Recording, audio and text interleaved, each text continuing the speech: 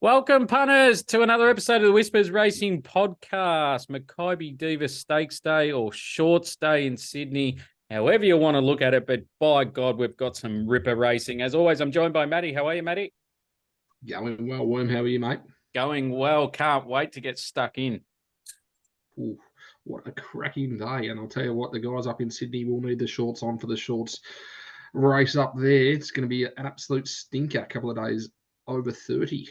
I'm glad you're all over the weather because I had no idea until you told me in the pre-production meeting, and I was like, "Geez, you're right." Yeah, shorts on, thongs, I think beers, it'll and have a bit of an races. impact on how the track plays. So just need to keep an eye on that. Yeah, 100%. We'll get stuck into that. We will be previewing Randwick Race 8, Flemington Race 9. We'll touch over the Makybe Diva Stakes for you because it's a short, sharp field, so won't have to take long on that. Bets around the grounds, multi. We failed 3 out of 4, but if you took them all the place, it lobbed. So if anyone took that, well done. We didn't. We will learn from that. And pon up of the week, we saluted with Sapati.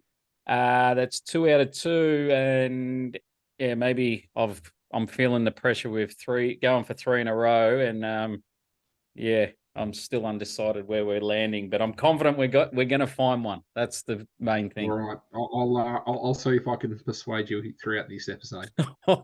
Don't. Guys, if you are watching for the first time, please subscribe to our YouTube or any podcast platform. More importantly, if you are listening on Spotify, please rate this episode or our podcast. We'd love to grow our rating and our audience. We do this with no paywalls. It's all free. We do it for the love of it. So please, if we find you a few winners, just rate our podcast, share it. That's all we ask for. We just want to find plenty of winners, and we do that each and every week. So please help us out. If you want to be part of the Whispers WhatsApp group, please DM one of us. We'll put you straight through. There's a few hidden gems going around that we've been talking about on our thread, like the Cox Plate favorite, which we won't say on here. Just a bit of news that rolled out that's got me a bit eyes opened on this horse. So you're part of the community. You got it. I'm not going to release it on here until later in a couple of weeks. So please jump in, get involved. We're winning for the month. We're winning for the year. More importantly, it's not about me. It's about you guys coming on board, sharing your thoughts, asking questions, getting Maddie's tips as well. Big spring coming forward, so get involved. Talking points, Maddie. We'll get cracking on these ones. These are, I reckon, short fire questions, these two. Imperatriz, if you are the owner, Maddie, or trainer, would you go Everest or would you go Moya Manicato? Moya Manicato for me, I think it's a fair lock for both of those two races, considering who will be running against. So good call by them. Yeah, I'm in support of that. I was got to say they've got big balls saying no to offers to the Everest, considering $20 odd million for the prize money. Yeah, but yeah, take the 2 Group 1s. She's a mare. Get them on your CV. Sell her for $5 million. Yulong will have the checkbook out. I keep hearing on the side of every media outlet that Tabs should throw everything at this horse. So is they telling me that the offers aren't that good and they're playing a straight bat, the Imperatriz owners, or Okay. are they just being, no, it is Moonee Valley we go? And I hope it is, because it's a big win for Melbourne racing with the Everest being such a big race. Absolutely. I'd love to see it up against Giga Kick again. However, I think it's well suited towards the Valley, and I think it will. Bad luck would be the only thing holding it back from winning both of those 2 races. Yeah, and it goes to the Champions Mile as well for the 3rd run, but you'd be doing that anyway after the Everest. But so, yeah, hopefully it stays in Melbourne for us. Giga Kick Matty, we know the ride we saw and what happened, and there's been news about this. Would you sack Willow after that ride? No, I wouldn't. No. He made a call. The horse took off differently to what he was expecting. And that sometimes happens. He put his hand up and said, I made the mistake, which I thought was sensational by him. Well played to Willow in terms of how he handled the situation. Not so well played by the owners, but that also sometimes does happen when emotions come into it. Yeah, 100%. And for him putting his hand up, it would be hard. And that's why he can't be sacked. He's owned it. Like, he could have come back and given them some absolute bullshit story saying, oh, it's pulled its head off. I was only doing because the horse couldn't be controlled. Bullshit. He's actually put his hand up. I think he deserves the right. He keeps it. Yeah, we all make mistakes, so he shouldn't be sacked. One thing I did hear on Brisbane radio, Clayton Douglas's dad, Rocket Douglas, used to be a trainer who is now the managing owner of John Munz's horses, got on Brisbane radio and said he would strangle Willow if he was in the mounting yard that day. So he's made a threat towards a jockey. Now, for a bloke to do this, a bloke's put his hand up, off stuffed up, and now you want to go and sack him, and now you threatened him. Honestly, Racing Victoria should be suspending this bloke and giving him an absolute whack in the pocket, because we don't need that in racing. What are you, a fucking hero jumping on radio saying you'd strangle him? Like, honestly, it's not the 80s anymore, champ. Jog on and let Clayton do what he does best. So I hope the horse wins it for Clayton and the horse, and I hope it loses for the fucking owning manager and the owner. They can get stuffed. Lucky the horse can't listen to radio. Jumps on board, takes out the Everest, and wins back to back. Do you think it'll affect Willow's riding this weekend? No, mate. He's the utmost professional. He's gone through a lot more in his life than someone jumping on the radio to say that they would like to strangle him after that ride. Yeah, it just didn't sit well with me. Just real gutless effort by them. Globe. Yep, we had more issues than people at Revs on a Sunday morning, and it was well supported. So I thought I'd do a deep dive into this yard, because there was something in my mind, something wasn't right with this yard. They haven't been performing to what they should be. We know they've had Globe, Elation, and Anton, big spruiks on these horses, and they've gone like busted. Yes, Globe probably deserves another chance. Heart, irregularity, that's fine. But it just doesn't sit right with me. So when I dived in, this yard normally goes at 15%. They are now going at 10%. Yep, not far off. But the last 50, they've only had 5 wins. In that 5 wins is 1 Metro winner, and that was Charmstone the other week. This is a camp I want to stay away from. I want to see a few winners out of them in Metro. I'm talking mainly before I want to be diving in. Today, there was a horse at Bendigo, $2 out to 360, and went like an absolute busted. Market's reacting to their poor stats. Just saying how I'm seeing it. I don't want to be getting involved in any of their horses at the moment. No, fair call. Nothing to add on Globe, other than the fact I hope no one took the 15s for Cox Plate.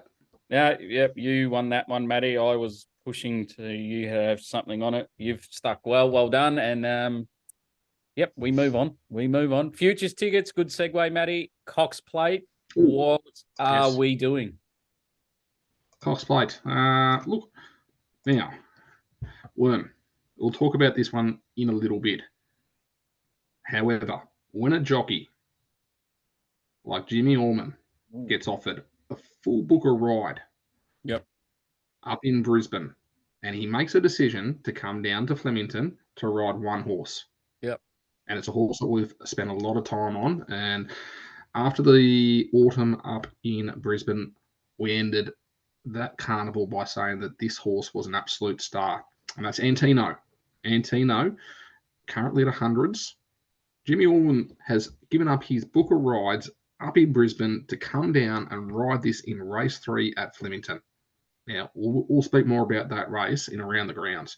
But what it means for me, if it does win on the weekend, you won't be getting the 100s currently on offer. It will come in 30s, 20s, could even be into 15s, depending on how it wins. But this horse has proven that it can win any way possible. Starting at the 1400, next race will be 16. They could possibly go 1800 or straight to a Cox Plate. But Jimmy Orman, him coming down here, has shown the stable's intention to get this horse to a Cox Plate. If that is where it goes, I want to be on board.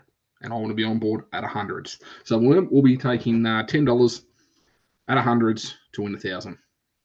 Oh, okay. So you say it's, oh, I won't give it away just yet, what we think it's happening on Saturday, but no, I 100% agree with you. If it wins, it's definitely into 26s. And if it goes by your confidence, it could be into 15s by the end of the show. Well, mate, look, it's got the Cox Plate versus Race 3 on the weekend at Flemington are two very, very different propositions. However, early betting, I want to be taking speculative odds, and we've taken nothing under hundreds at this stage. So that's where I want to be spending my money, and quite comfortable to have $10 on it because, as I said, this horse is a star. It's just whether it's a superstar or not. Yeah, I honestly thought this week. I honestly thought you'd either play Sapati or Gold Trip. I thought their runs were beautiful, and I'm like, I'm putting Matty in for one of these. I know he's going to have a little play, and Nate, you've shocked me. Yeah, I can see I've got where another you're going. 3-year-old in mind. I've got another 3-year-old in mind in V8 that I'm keeping a very close eye on.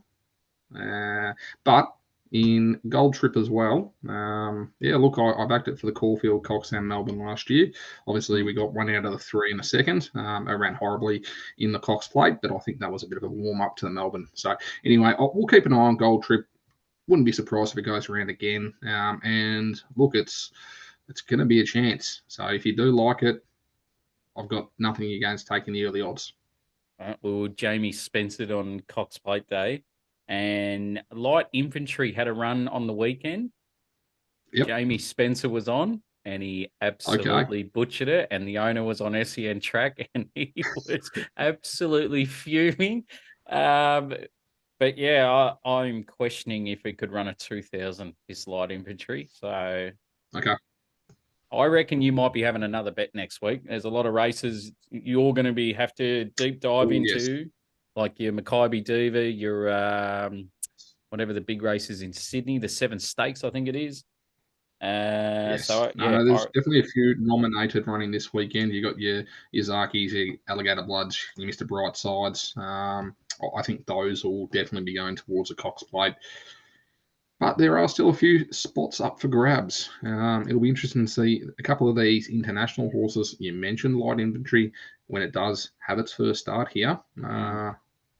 Probably, what you reckon, Turnbull Stakes? That or the King Charles, maybe. Okay. Yep.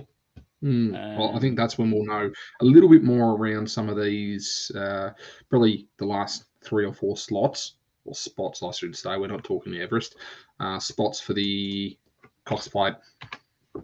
Yeah, 100%. It's yeah, I reckon you're betting next week, and I reckon you'll have a big bet on something. So stay tuned, punters.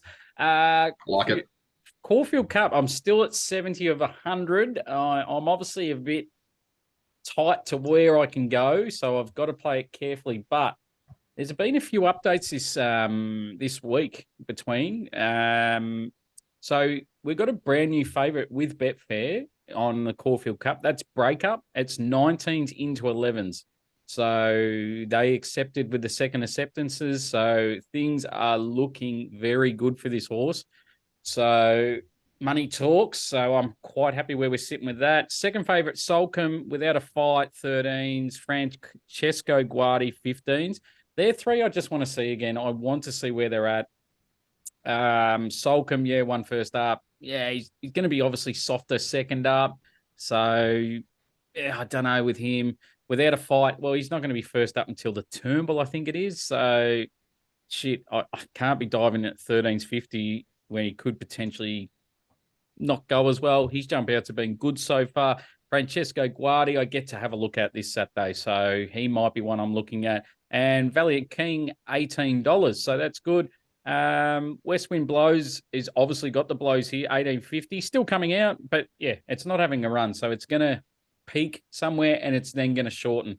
Kovalika ran last week. That told me it didn't want the Golden Eagle 1,500. It wants 2,400. It's out to $75. So if you're, now into 55s. There we go.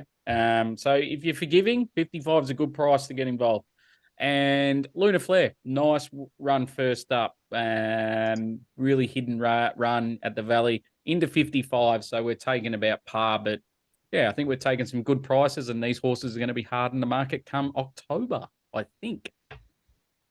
Track stats. Here we go, guys. Rail true. Most fairest track when the rail is in this position. But we need to factor in this week. It's been mid-20s every day. Track's been drying out. It would have been a lot of watering going on, a lot of hand watering. I'll be looking for horses up on speed. Straight races, they'll be coming down the middle of the track. I'll be looking for horses up on speed too, because for some reason the leaders like to sit up in these average speed races. Don't know. Just keep hearing these experts saying it. They're sitting up. So time to adapt. This is the first meeting. We might need to tread very carefully, not because of the weather, not because of the bias. It's actually because the favourites are well found in this market, and they're going to drift on race day, I feel. So if you like the favourites, wait.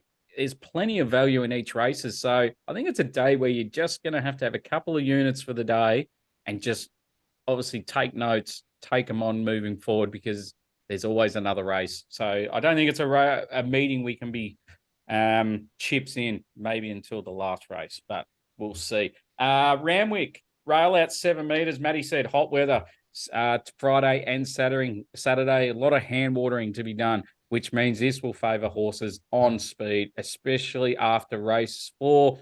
When the track dries out, the inside will be rock hard. So punters, leaders, here we come. All right, race 8, the shorts, Matty, Group 2, 1,100 meters. Fire away. All right, mate. Well, there's a lot of slots still available for the Everest, and I think the winner of this race will secure their slot.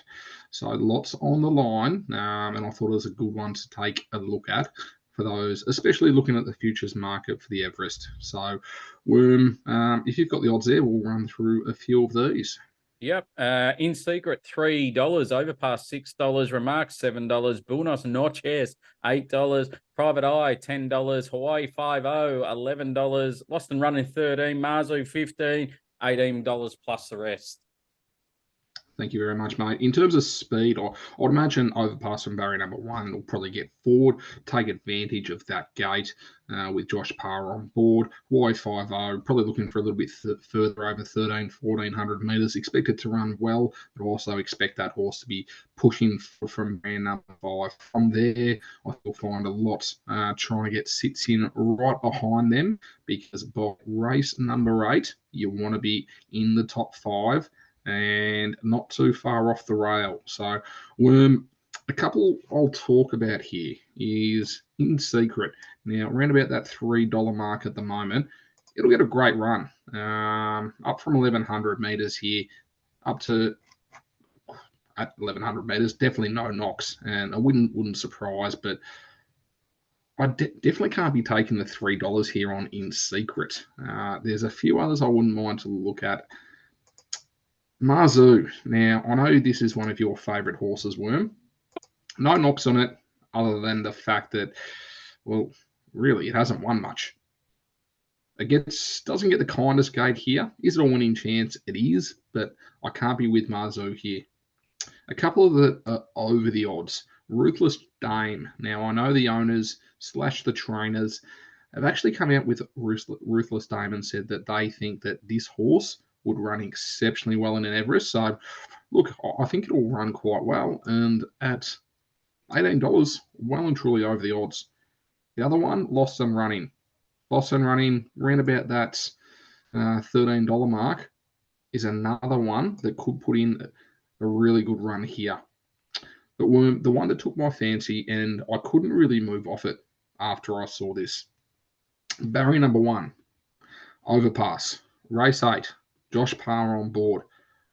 Will jump, will lead, will be very, very hard to get past.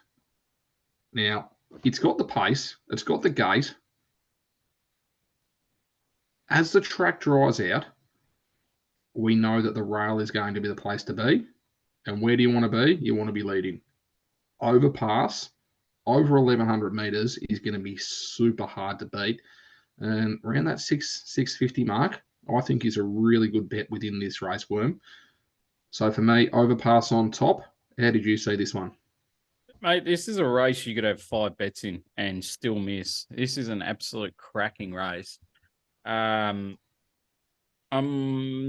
Noches, look, I reckon he was huge first up. Surprised he didn't get a slot after that win. The race rated really well. $8. I reckon you got to have something on that. Hawaii 5-0, we're the number one ticket holders in Australia for this horse. So, Yep. Gay, if you get a slot, can you fly us up for the race? Because we'll be number one cheering it on. At 13s, you've got to have something on. Off some nice trials as well. But I'm with you on Overpass. Coming off a quokka, great win. Coming off the Doomben 10,000. Second to Giga Kick. Giga Kick only just beat it. Now, Giga Kick, we don't know how that's gone after last week. But, yeah, I think the price is absolutely stupid here, $6. And you can definitely go 1x4, as you like to do, Matty. And, yeah, just watch this salute. Oh, look, that could be the way it plays out. Look, Hawaii 5-0, it's going to be running second in the race, probably alongside Overpass. So, if for whatever reason the rail isn't placed to be, Hawaii 5-0 could have the run of the race. Yeah. I just think it probably needs that extra 100 metres to be competitive. And I think Overpass will be too quick. And once it gets a break at around the 300 metre mark, I can't see any of these actually getting past them. You mentioned, who was the one that you mentioned?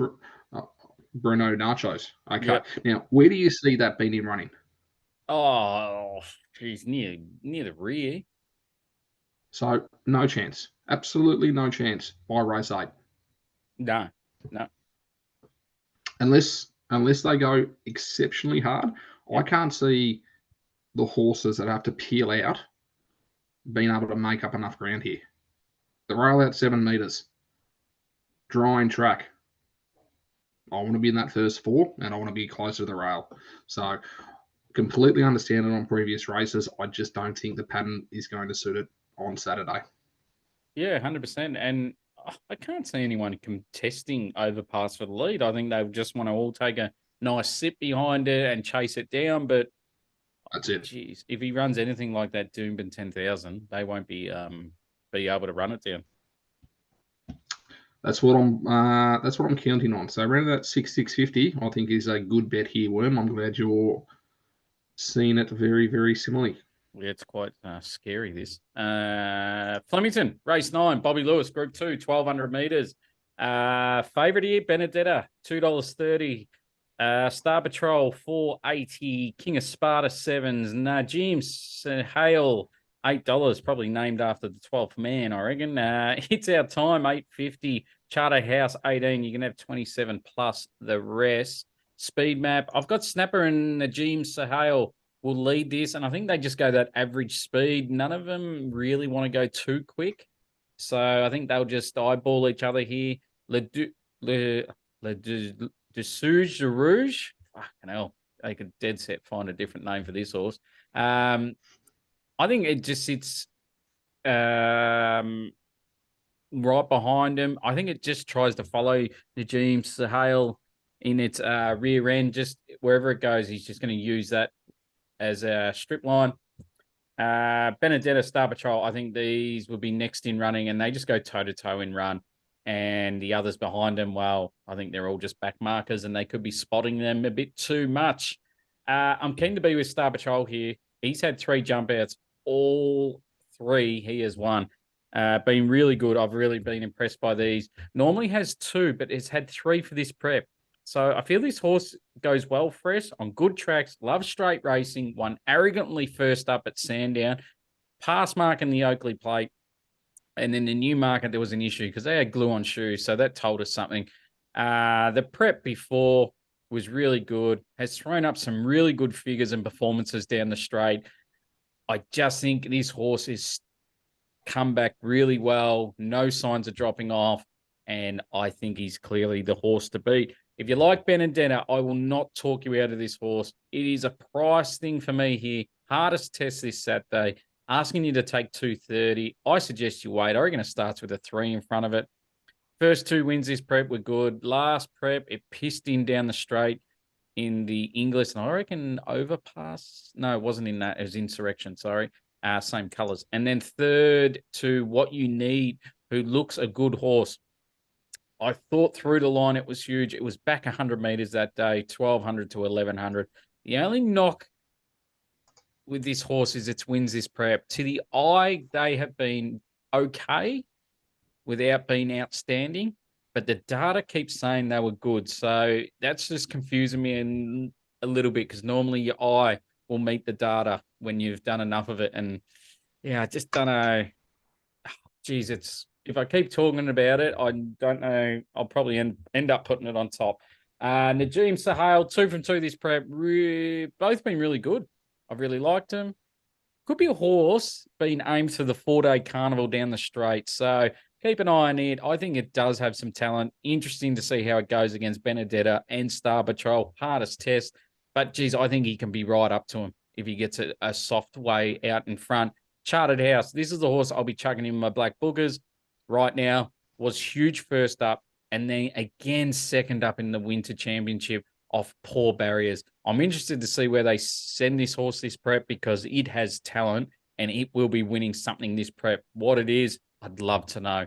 But very keen here, Star Patrol to win race 9. Matty. Limit $5 Star Patrol is going to be a bet for me as well. It'll be featuring in the Round the Grounds. It's a fresh horse. It's a quick horse, but you know what it does? It runs even quicker when it is fresh. Yeah. So I think you mentioned those few trials that it's had / jump outs. I think it's going to be absolutely primed. I think it's got all those feet issues that it's had, whether it be hoof filler or shoe filler or whatever glue they've been putting in there. That's all gone. I think you're going to see the best of this horse. Interesting one, or one that I'll be taking note of, is what they do with King of Sparta.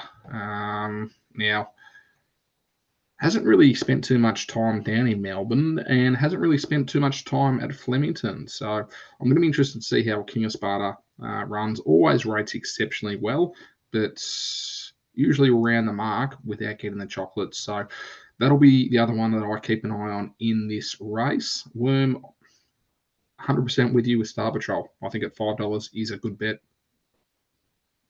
Yeah, tough race. If you like King of Sparta, I'm not going to talk you out of it. Like 1.4 off Think About It, and Converge, who is a serious contender on Saturday in Sydney. Yeah, I think what I put it down to, I'm just trying to find my notes here. Track, it hasn't seen the track, I don't think. So that's what, I know it would have. No, one Now, I said start it for once, but missing. Yeah. yeah. Again, just hasn't spent much time down here, but the other part I don't necessarily love about the horse is the fact that it doesn't necessarily get the chocolates when it should. So even though it finds this much easier, look, you're getting some decent odds. So there's no reason you can't have a bit of a spec at it. But I had Star Patrol on top, so that's where I'll be going. Beautiful. Race 7, mate. Makybe Diva. Any thoughts? Yeah, interesting race with only 7 runners. I'm really interested to see how this is going to play out from a speed map perspective. Now, Mr. Brightside has done absolutely nothing wrong. Alligator Blood, interesting to see that come back. Spanish Mission, I expect that to go forward. Aegon, round the mark. Francesco Gradi in for the run. Osipenko, imagine it goes probably back from barrier number 1, and Princess Grace from barrier number 7. I think Blake Shinner's only got one chance, and that's going forward. So from that perspective, on a warmish day in Melbourne, the track's going to be quite hard.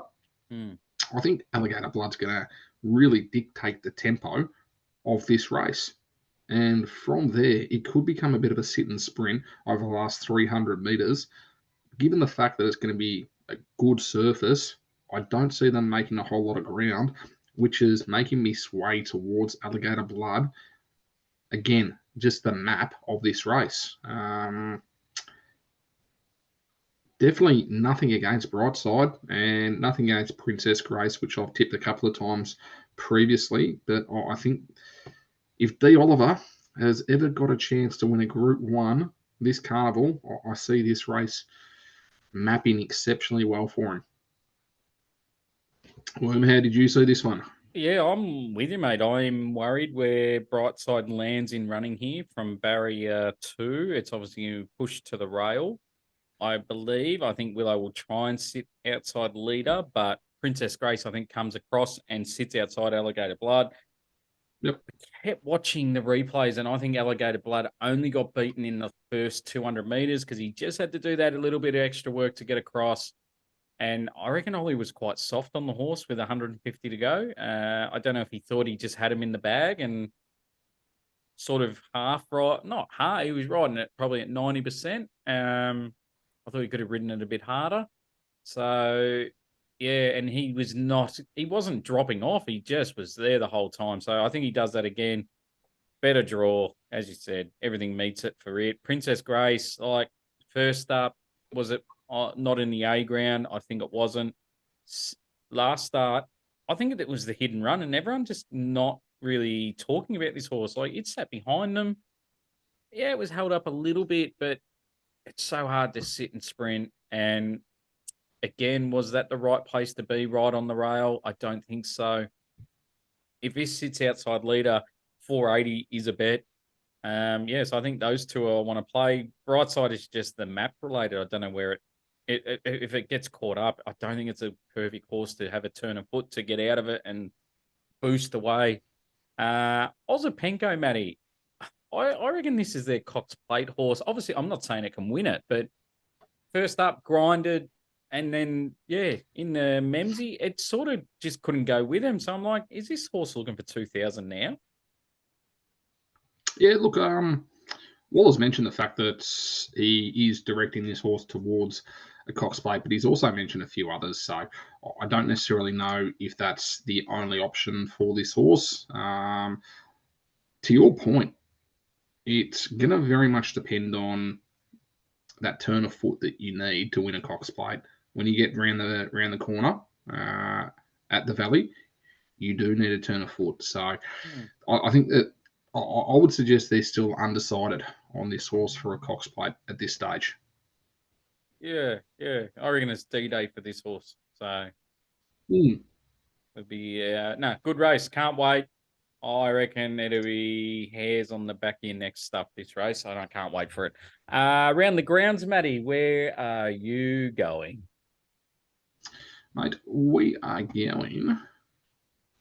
Let's start in Melbourne. Now, Antino, we've spoken about. I love the fact that they're starting this horse at 1,400 metres. Previously, that started at 1,200 metres up to 14, 16. Actually, I think it just went to 14. So I love the fact that they're starting this at 1,400 metres. Already mentioned the fact that Jimmy's only got one ride in Melbourne. He's not back a full book of rides up in Brisbane to ride this horse. This horse is a star, and I believe it will measure up in Melbourne, and I believe it will be winning this race. Now, the price isn't amazing. I think you're finding around about 250, 260 at the moment. I don't think you may find $2.80 to $3 at some stage. I think it probably starts around that 250, 240 mark. So, Antino, I'm really looking forward to seeing that go around. We've already mentioned Star Patrol, who I will be on board with. It's a quick horse, but it's even quicker fresh, and that's what we've got here. So I really like that. We'll head up to Sydney and race 6, Tis Invincible. I think it'll get the gun run from this barrier.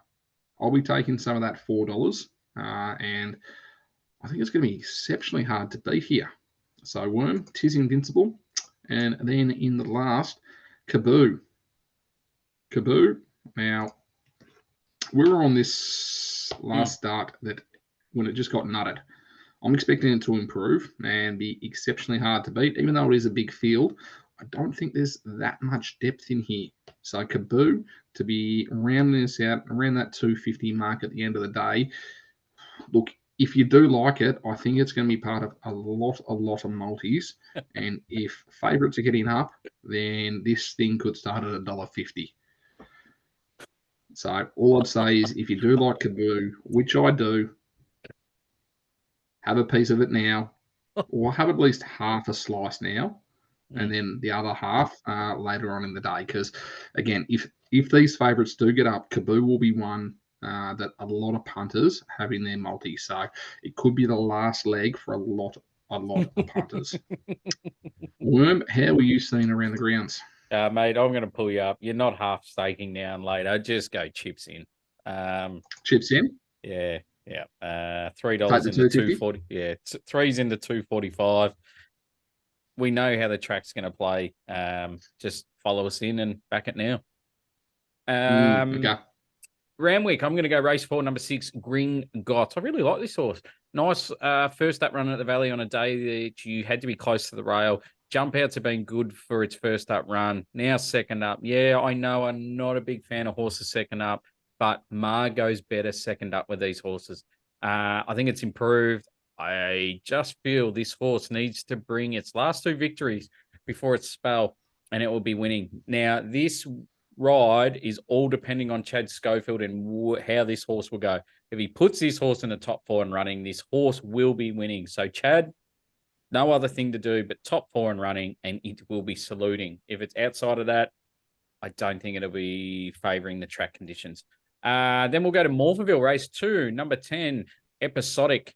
I love what this horse did first up for a new stable. Previous in the Wally Yard, was off a slow tempo last start, and not many others ran on like this did. Barrier 1 can sit a lot closer and be hard to beat. I do like following horses that Waller offloads, especially if they show something, because they improve for new trainers. I know this is a Tavistock horse in an 1,100-meter race, but that's my only negative. There isn't anything in this field to get excited about. Take the $2 now, as it will win. It has former our Call Die, who goes around in Sydney metro races, and this is in Adelaide. Please, $2. Race 2, number 10, Episodic. Multi, I'm going to chuck in Gringotts the place, and we're going to go back to the NFL because I'm 1 from 1 there. We're going to go the New York Giants to beat the Cardinals. It's interesting. Cardinals got within 4 of Washington, but they were all off interceptions and field goals. They didn't get a touchdown off their own accord in the offense, so they poo. And New York Giants are coming off a 40-0 loss. So take the $1.40 Giants to beat the Cardinals. Gringotts the place, Matty. Very good. Thank you, Mr. NFL.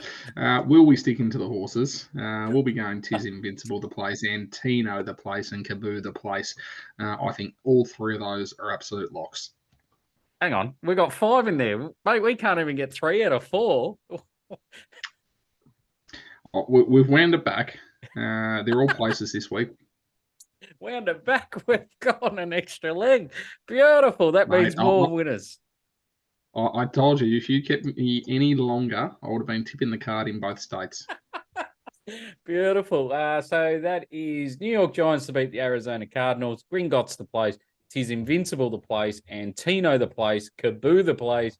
$7.67. So, all right, just before we do get to the pineapple, the community would be absolutely devastated if you did not give your thoughts on race number 8 at Flemington. Race 8. Don't look at your book as if you don't know who's running. Yeah, no. This was a race I was tossing up to talk about because I think this is an important race, and that's why I wanted to keep it for the community. Because all I'll say is Amelia's Jewel could be spotting the leader 15 plus lengths. We know what Pride of Jenny did last prep, going out in those big leads. And if that happens again, geez, it's going to have to be something special to run down horses 15 lengths off him. I think it all depends on Damian Lane. I'm not going to say it's going to be his fault.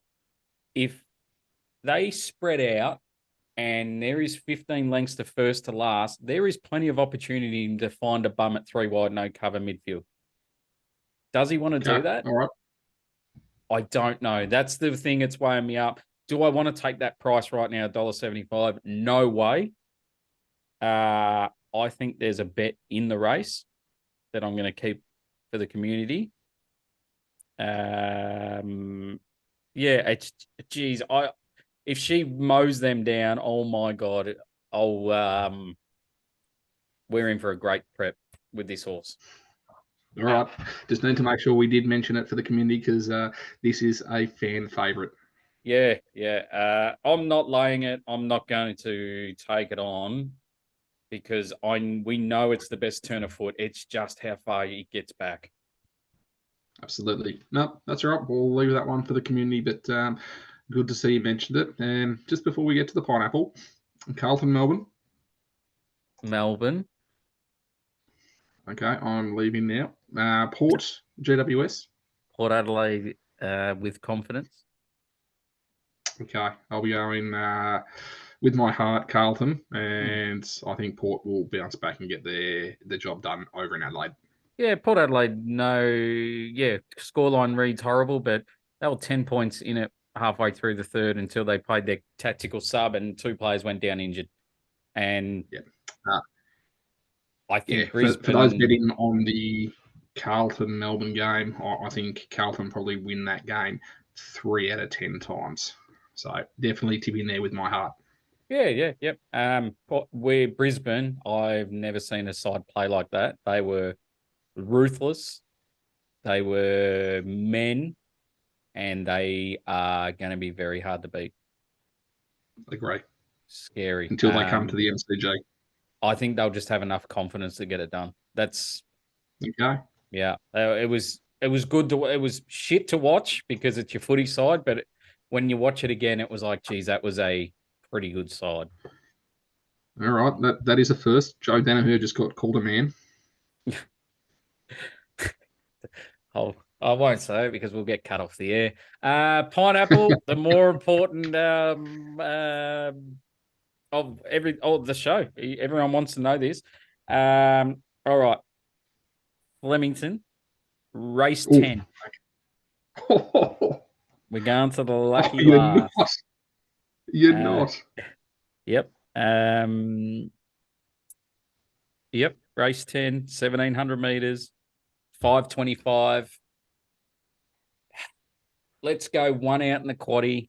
Let's go one out in your multis. Last leg it because Is will be winning. Race 10, number 16, Carini.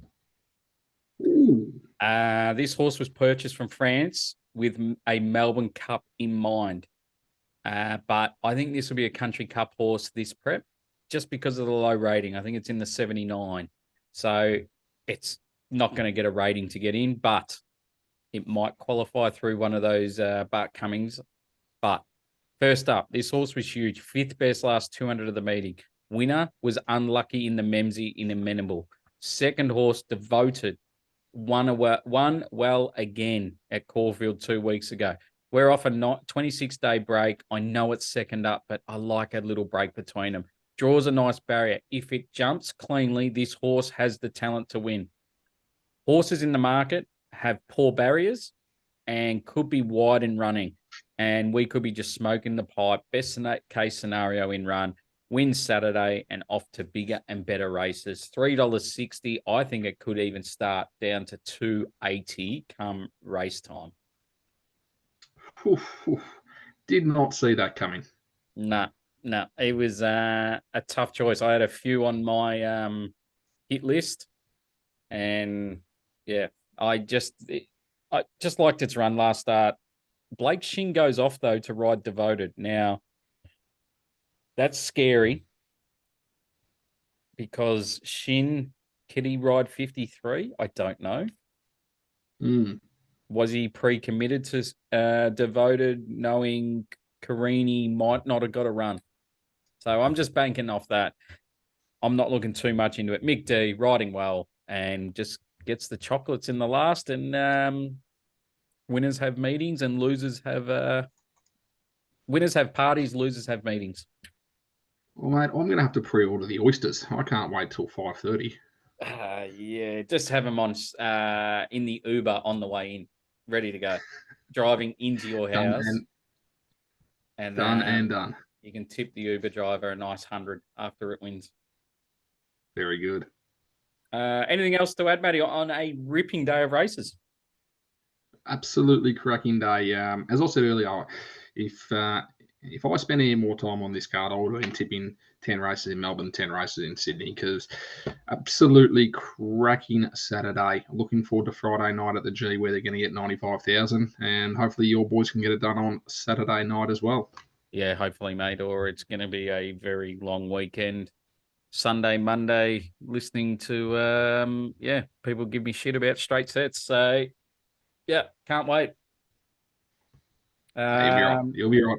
That would be fine. Confident. Have a great weekend. Gamble responsibly, most important thing. And yeah, hopefully you fill your pockets up. More importantly, hope we fill your pockets up. Have a great weekend and see you next week for another ripping card of racing.